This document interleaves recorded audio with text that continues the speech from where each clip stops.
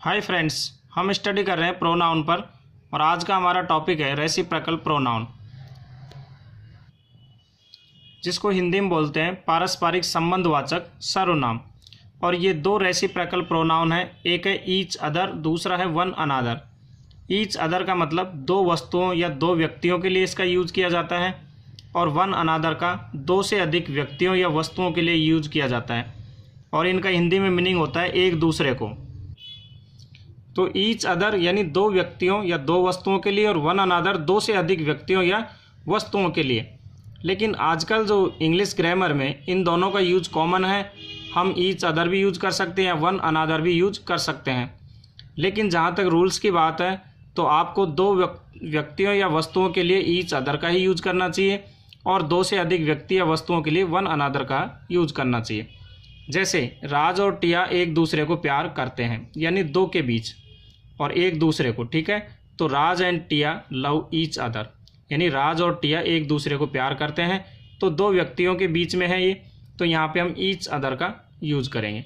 लेकिन हम सब एक दूसरे को प्यार करते हैं, यानी यहाँ पे दो से अधिक की बात हो रही है, तो we are love one another, यानी हम सब एक दूसरे को प्यार करते हैं।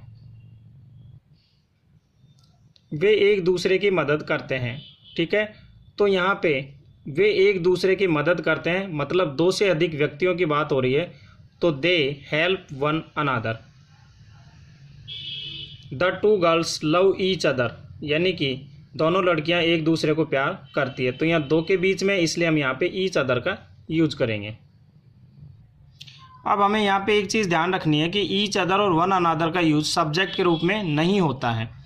जैसे हम ऐसे नहीं कर सकते कि each other are ready to come here या one another are ready to come here, ये सेंटेंस गलत हो जाएंगे क्योंकि सब्जेक्ट के रूप में हम इनका यूज़ नहीं करते। तो इस प्रकार के सेंटेंस के लिए हम ऐसे लिखते हैं they are ready to come here, ठीक है। तो यहाँ पे हम दे का यूज कर सकते हैं। ईच अदर और वन अनादर का यूज वर्ब या प्रीपोजिशन के ऑब्जेक्ट के रूप में भी होता है।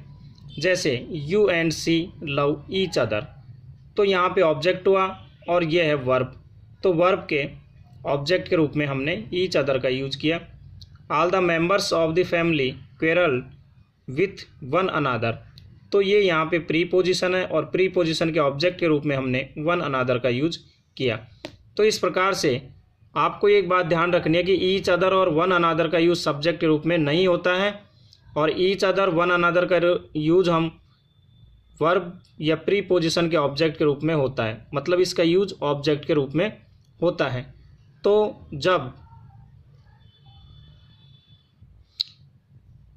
एक दूसरे के लिए जब दो व्यक्ति या दो वस्तुओं की बात हो तो हम ईच अदर का यूज करेंगे, और जब दो से अधिक व्यक्ति या वस्तुओं की बात हो तो हम वन अनादर का यूज करेंगे एक दूसरे के लिए।